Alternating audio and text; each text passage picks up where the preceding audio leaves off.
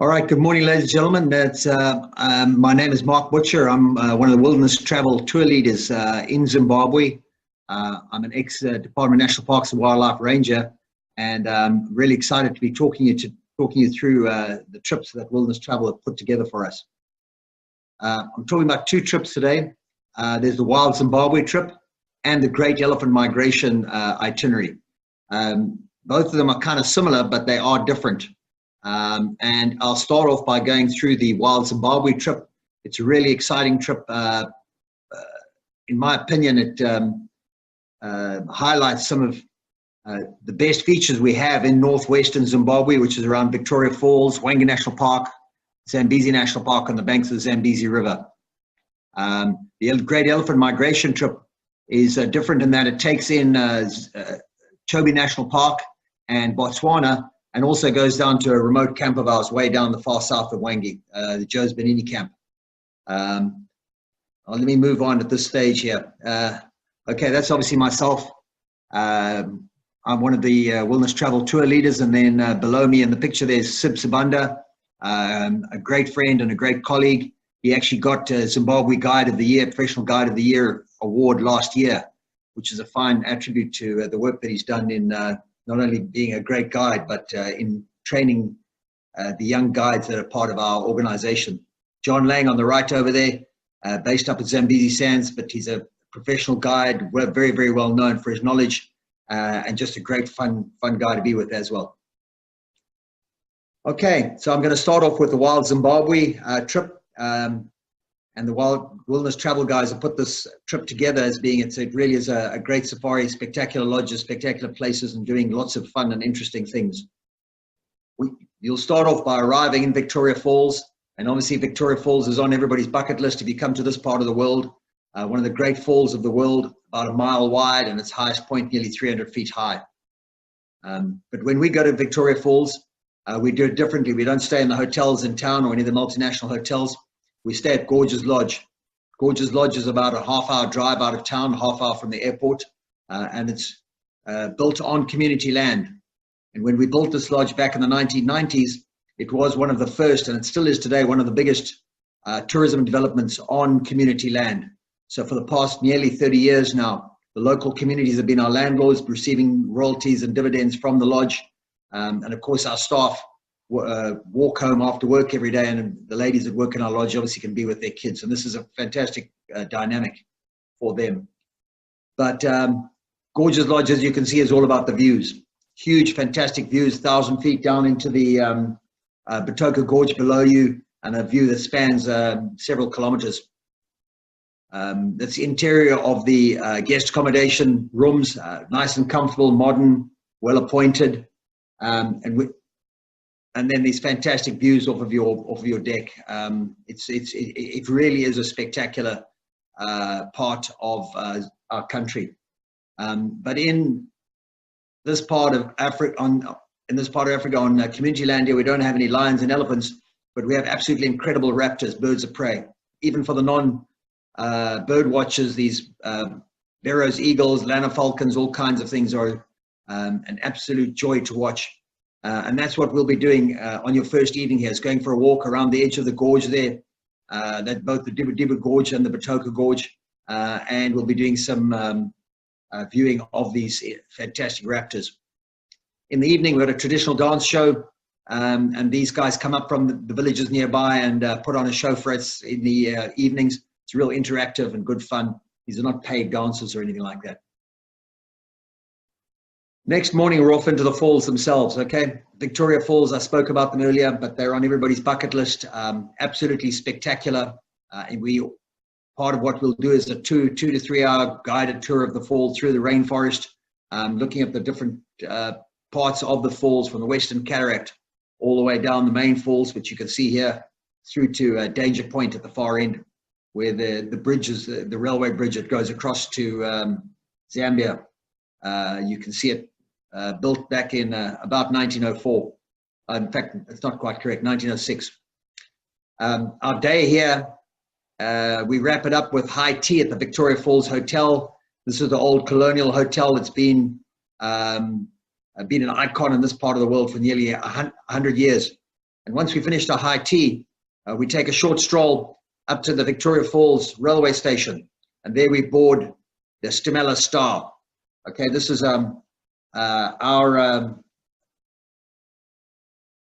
we've got 4 private rail cars that we hitch onto the back of the passenger train. And we have reconditioned these. They're 1940s, 1950s rail cars that we've reconditioned and cleaned up. And we depart from Victoria Falls. We have some canapes and drinks and then dinner on the train. And this is an overnight sleeper train. And it's got sleeping berths on the train. Of course, there's nothing more wonderful than being rocked to sleep on a sleeper train. But what will happen in the morning is you're going to wake up in your sleeping berths, and you're going to be at Ngamo siding at the southeastern corner of Hwange National Park, where your game viewing Land Rovers will be waiting for you with all of your guides. You'll disembark, luggage goes in a separate car off to your lodge, but you jump into the Land Rovers and you're off out into the Ngamo Plains. Ngamo Plains are the biggest savanna grassland in Hwange National Park, and it's a wonderful area to go game viewing and enjoy the wonderful wildlife that Hwange has.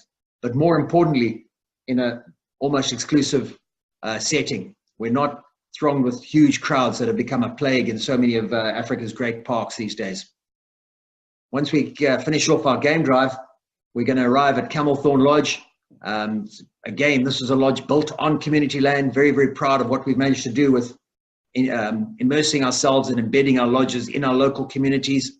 And you'll be welcomed there by our staff. And there you can see Nor. She's a inhabitant of a local village here. You can see the big smile on her face, and that's the kind of welcome that you can expect from when you arrive at Camelthorn Lodge.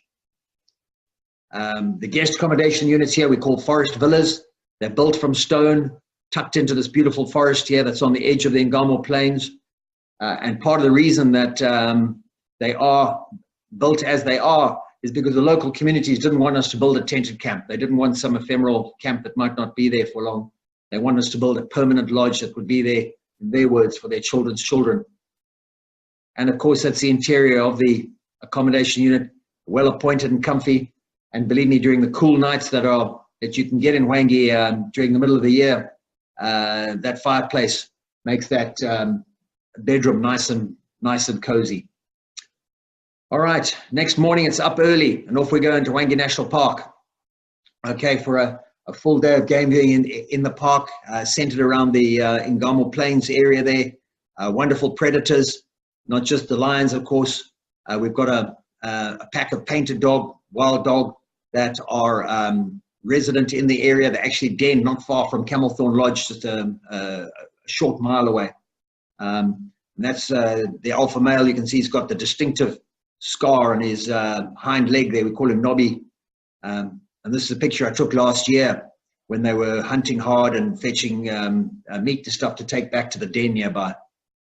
That's one of the wonderful cheetah we have there. Hwange's not famous for its cheetah, but this part of Hwange is on the plains. And that's a wonderful young female cheetah who's actually now walking around with the cubs out in the plains out there.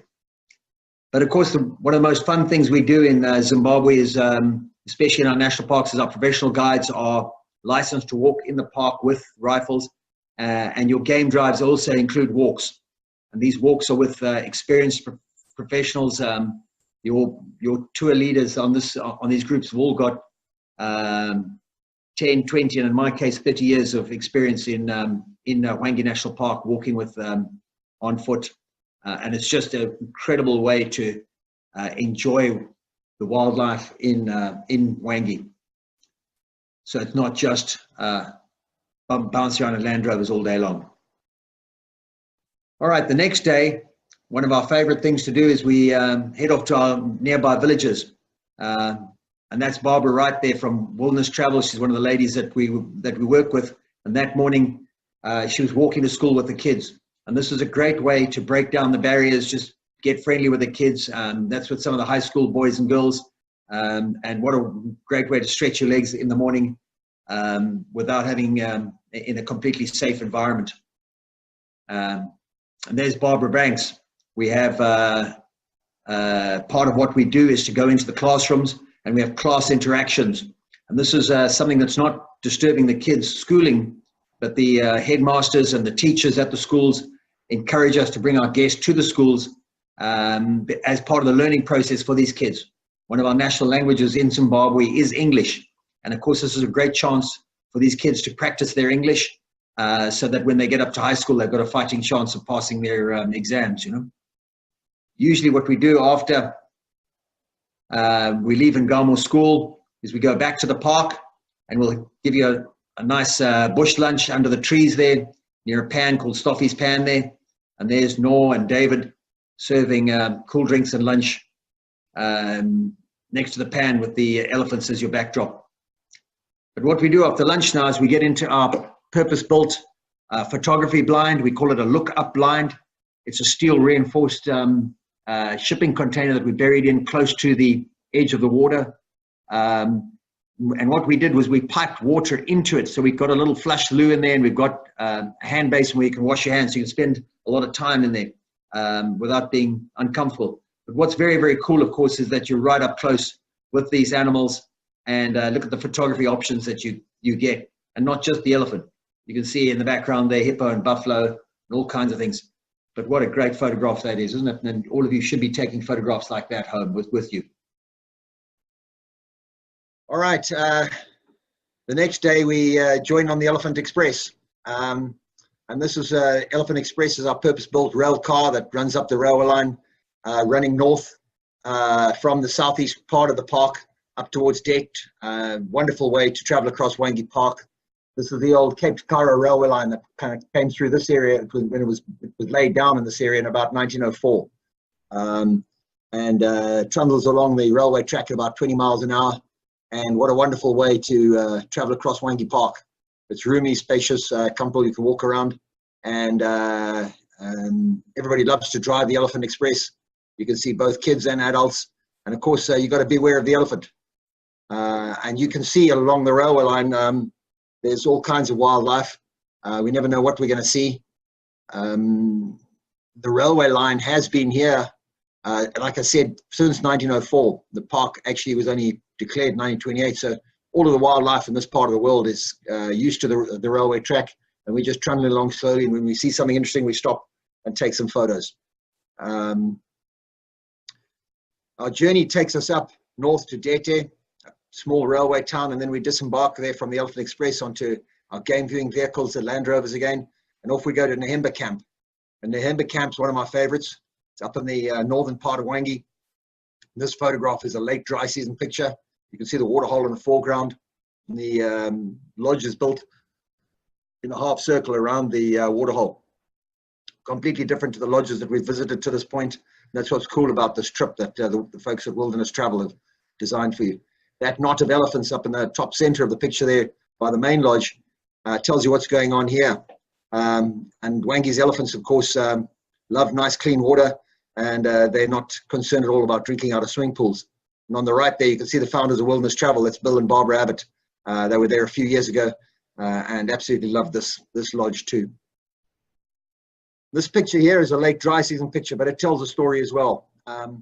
This is late dry season.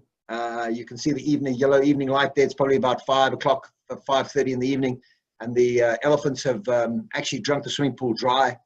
Even though we're pumping it, you can see that elephant in the center there with his trunk reaching down. He's sucking water straight out of the pipe. And these two gentlemen that afternoon opted not to go for a game viewing drive, but opted just to hang around on the deck there and enjoy this wonderful spectacle of wildlife. I always say it's the best elephant show on the planet, and arguably it might be. But this also tells you about what wonderful animals these elephants in Hwange are.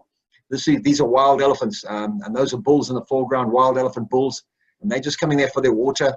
And they're not intent on doing any harm to those two gentlemen there taking fantastic photographs. Look at the smiles on those Wilderness Travelers' faces there. That's the evening elephant show, and those are that's honest smiles of just having what a wonderful way to spend the evening there. The rooms are comfortably appointed. This is one of the twin rooms you can see in the doorway leading off to the left there. There's the bath and a loo and basin with running water. There's a coffee station on the right, and then you lead through through those glass sliding doors there. That leads through onto a deck and then to the outside shower. And as you safari travelers who have done these kind of things before, you know, there's nothing nicer than a hot shower underneath the star sky, an open air shower. All right, the next day, what we're up to is we're going to be exploring this area, and there's all kinds of wonderful things. This is a gentleman taking photographs at the Nehimba Seeps, and Nehimba Seeps is one of my favorite places too. This is a part of Hwange where the elephants actually dig for water.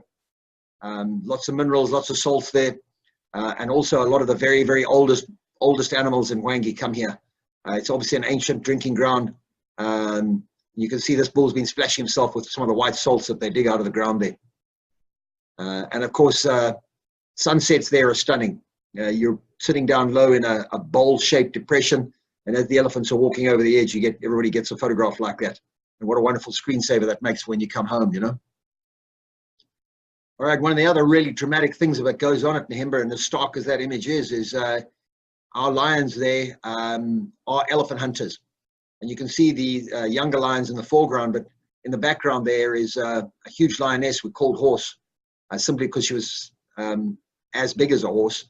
But when she arrived at Nehimba area, she, as a lone nomad, started killing elephants, hunting and killing elephants. And you know how dangerous a strategy that might be for a lioness.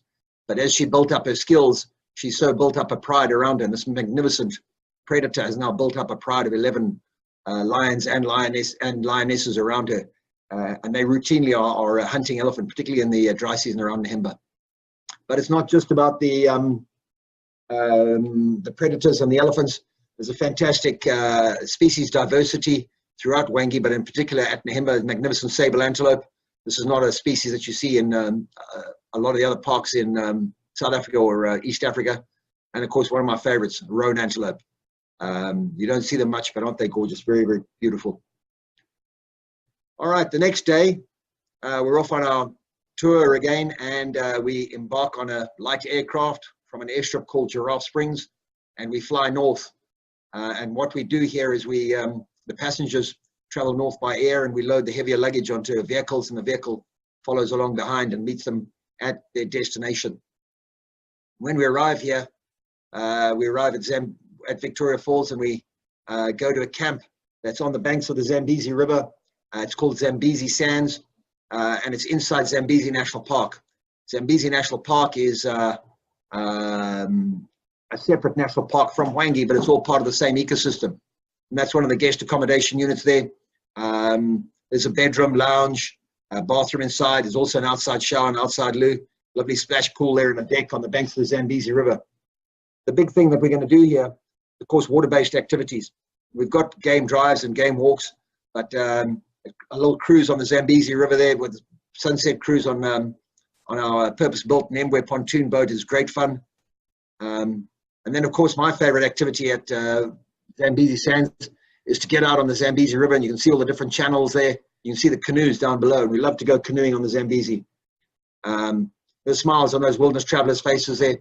That was a dad and daughter combination, and they went canoeing down the Zambezi. We use these inflatable canoes. They're really an inflatable raft with a pointed nose. Very safe, very comfortable, and just a great way to travel down the Zambezi. And of course, at the end of the trip, and the journey is usually an hour or two down the Zambezi, we stop and enjoy the sunset here. Look at the smiles on the faces of those wilderness travelers. And there's my friends Blessed and Stanley, who are both experts on the river. Sadly, the next morning now, there's a sunrise at Zambezi Sands. It's breakfast before we head out and return you up to Victoria Falls Airport, or you carry on one of your add-ons trips. Okay, that's the Wild Zambezi itinerary. What I'm going to move on to here is the Great Elephant Migration itinerary. And this is a very cool itinerary. It uses a couple of the same lodges as the one that we've looked at, but it also adds in a couple of different ones. And what's cool, one of the cool things about this itinerary that the folks at Wilderness Travel designed for you is we kick off in Botswana. We start at Kasane, which is in the northern part of Botswana, not far from the Zimbabwe border. And then we travel through the Chobe district, and Chobe National Park, as you all know, is another one of the great national parks of Africa, and certainly one of the great national parks of Botswana. and we stay at Camp Kazuma on the southern edge. It's a little bit off the beaten trail. Chobe's become a busy place these days, but Camp Kazuma is just a great place to start enjoying our trip. Nice, big, comfortable lodge. And of course, this is where we start talking about this wonderful elephant migration that moves backwards and forwards across this part of Africa. Lovely scenes. You can see a comfortable, well-appointed camp. Nice place to have a cool drink in the evenings there while you think about the upcoming trip that we're going to have. The tents, the accommodation for guests, you can see a beautiful, well-appointed, very, very comfortable, luxurious tents. And the next day, of course, as we start our explorations of this area, we're exploring throughout the Kazuma forest area in southern Chobe district, elephants, giraffe in this picture, and then back to camp. The next day, we travel across the Kazuma Pan Depression area, and this is always a fun trip now because we're on the next leg of this safari. We see all kinds of species that we might not see elsewhere on this trip. In this picture, there's some sesame. In East Africa, they call them topi. And we travel through the Panamatenga border post. Again, another historic border post. This is part of what the old Panamatenga road was. This was the road used in the late 1800s by people that wanted to travel up to Victoria Falls. And this trip, once we're through the border post, and it's not a busy border post, I always tell the story that quite often the customs immigration officials come out and shake us by the hand. They're so happy to see somebody. But what happens is we get into the northern part now of Hwange National Park. You can see there's some topography here. We're up on a hill with a herd of buffalo down below. What's really cool here as we go, we visit, look at a little bit of history again. We travel through what was Robbins' game sanctuary. And this was one of the very first game sanctuaries established in Africa. H.G. Robbins, a fellow of the Royal Geographical Society and a fellow of the Royal Zoological Society, established this. He bought a farm in Africa in 1914, and straight away he stopped hunting there, and he dedicated his farm to the protection of wildlife. And upon his death, he bequeathed his farm to Ted Davison, the warden of Hwange National Park, for it to be incorporated into the park. And once we've traveled across there, we arrived down at Nehimba Camp, and I spoke about Nehimba in my previous on the previous itinerary. And it's a wonderful camp. Of course, one of the great features there is dinner with the elephants. Look at that happy smile on my friend Stan's face there too. All right, the next day we exploring in northern Hwange around the Nehimba area, and I spoke about some of the wonderful sunset photographs we can get around the Nehimba Seeps, and that's another example of that. But once we finished up now at Nehimba, we spent a couple of days there. What we're going to do now is embark on a light aircraft again, and we're going to fly from Giraffe Springs Airstrip, which is right near Nehimba Camp, and you're going to fly down to my favorite camp, which is Jozibanini. You can see this is the luggage truck. It's got all the suitcases piled up, and we'll follow along behind and catch up an hour or two later. When you arrive down at Jozibanini here, you can see it. We call it an adventure camp. It's a little more rustic than the first couple of lodges that you've stayed at here, but the tents are big and spacious and comfortable. And that picture there gives you an idea about life at Jozibanini. You can see on the top left there the rooms are with the bathroom adjoining up on the deck, and the interior of the bathroom is a flush loo. There's running water to wash your hands, but of course one of my favorite things is a bucket shower. Again, this harkens back to the good old days of safari when we used to heat up a bucket of water and string it up in a tree with a rope and shower underneath it. Again, wonderful place to have an evening shower underneath the stars. Breakfast at Bomani before we, I say again, Jozibanini, before we head out on our day's adventures. Coffee and toast and some scrambled eggs. There's my friends Solo and Petele brewing up some nice fresh coffee and grilling some toast for us. But of course, one of the most wonderful things about Jozibanini is we have star beds there. Our beds are on wheels, and we can wheel them out onto the decks. And when we took this particular photo, we'd set up mosquito nets, but it's so dry down there, you often don't need them. And falling asleep on those beds and looking up at the stars is just an absolutely wonderful way to go to sleep. And I've heard people call Jozibanini not a 5-star camp, but a 5 million star camp. That conjures up the wonderful image of sleeping under the stars. All right, next day here, of course, after we wake up, we're having breakfast around the fire here, and we head out and start exploring this wonderful countryside. And we do walking and we do game drives in this area. but one of my favorite ways to travel around is on a mountain bike. We mountain bike down some of these ancient trails that travel across this part of this very, very remote part of Hwange National Park. There's a lovely lunch, and there's Bill and Barbara again having lunch with the animals, with the out in the field there. What's absolutely fantastic about the Jozibanini area is it's definitely one of the most remote parts of Hwange National Park, and arguably one of the most remote camps in Southern Africa. You've got miles and miles of wilderness that's pretty much undisturbed. But there too, we have a lookup line, and during the dry season, we love to spend our afternoons in there. Hwange's wonderful elephants are just a joy to watch and to study. And this is obviously a curious elephant here. Look at the smile on the face of that wilderness traveler there. That elephant bull's got his trunk inside. He's having a smell to see what's going on inside the lookup line.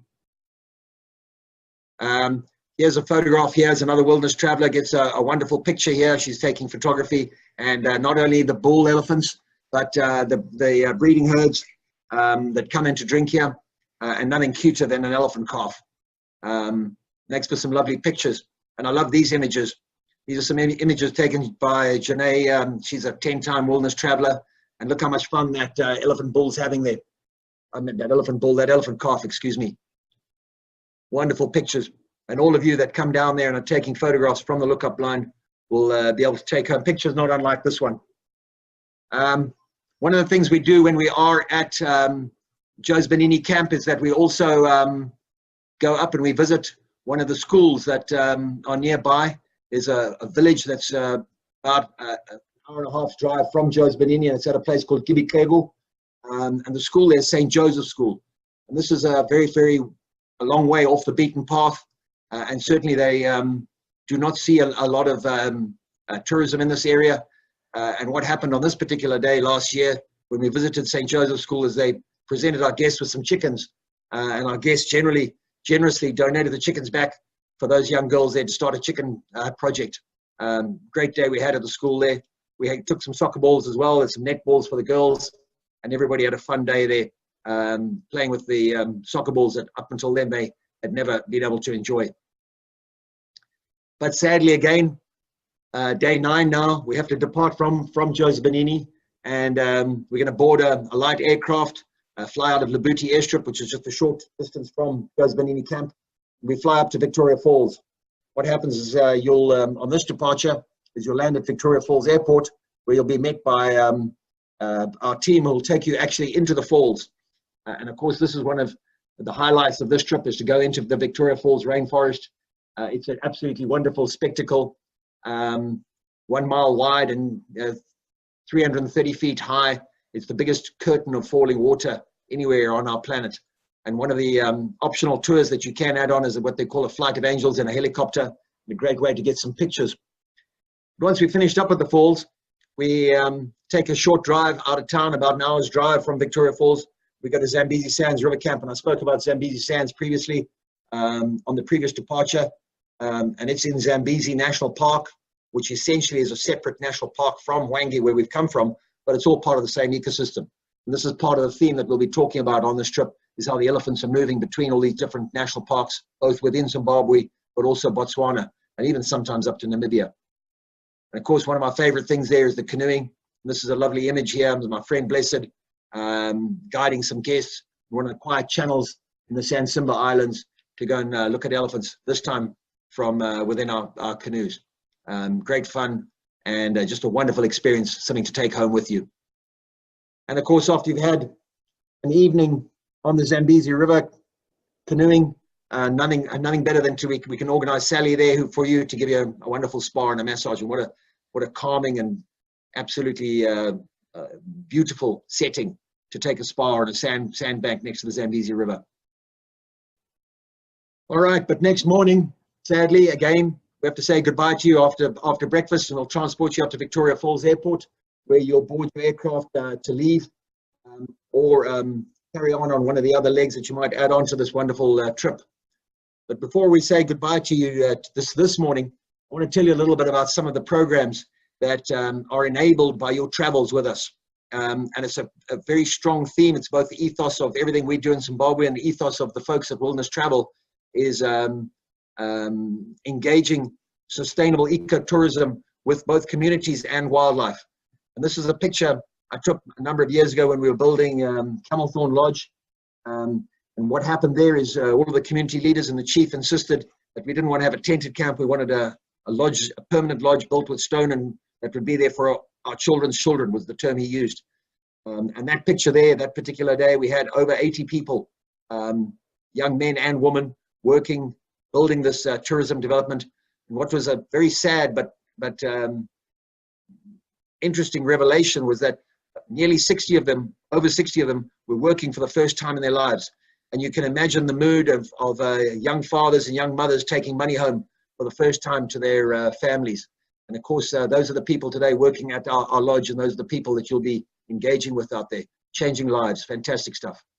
Here, of course, is a photograph I love as well. This is a well. This is previously in this area. They in the background, you can see a small rural hospital there, Seeps. They hadn't had a well, hadn't had fresh water for many years. But through the funds that are generated from some of these safaris, we could drill a well there. And that's a well with a hand pump. And not only is it helping the Seeps hospital behind there, but it's also helping these young ladies from the high school, and of course the mothers and their families who are also coming down to fetch water. And of course there's no community health without clean water. And this is a picture I show a lot of a classroom block we built that had been recently painted. And I remember that day I took the picture, I had a hard time getting those kids to smile. And the reason was they'd never seen anything like it. They'd been schooled previously in a broken down a classroom block that was an absolute disgrace, but we built a new classroom block for them, painted the interior, and these kids were absolutely amazed by what they were seeing around them. The teachers are just overjoyed. Of course, one of my favorite projects is our mobile dental safari that we do every year. We call it the See and Smile Safari, where we're taking care of people's teeth, taking care of young kids and their oral health, and also taking care of optometry and optical issues with people. And since 2011, this program has treated nearly 21,000 patients. And I would suggest it's over 60,000 treatments that we've given to both young and old in the poorest parts of Zimbabwe. And I love that photo there, an old timer. He's got a $2 pair of spectacles, but he can see again. And absolutely changed his life now that he can see again with a pair of spectacles.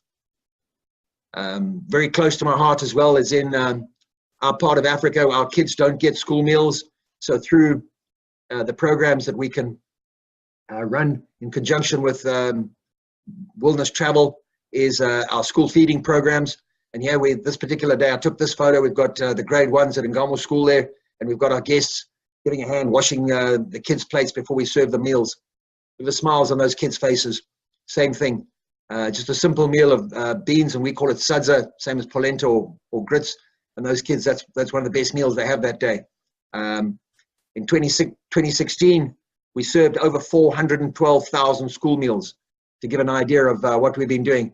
And it's all with the help from people like Wilderness Travel, who are engaging with us, and we're doing this fantastic work for the communities. Okay, but just to kind of wrap up here, there's this fascinating trinity that I always talk about. And this is the trinity that we've created between wildlife and our communities and visitors. And we can have wildlife and communities, but in the absence of having visitors, we can't fund some of the programs that we are doing to look after our community's wildlife. And elsewhere in Africa, and historically with the colonial legacy that we're trying to escape from, we've got wildlife and visitors, but we didn't engage our communities around our parks. And that's what's really, really exciting about what we're doing in this part of Africa today. All right. Thank you very much.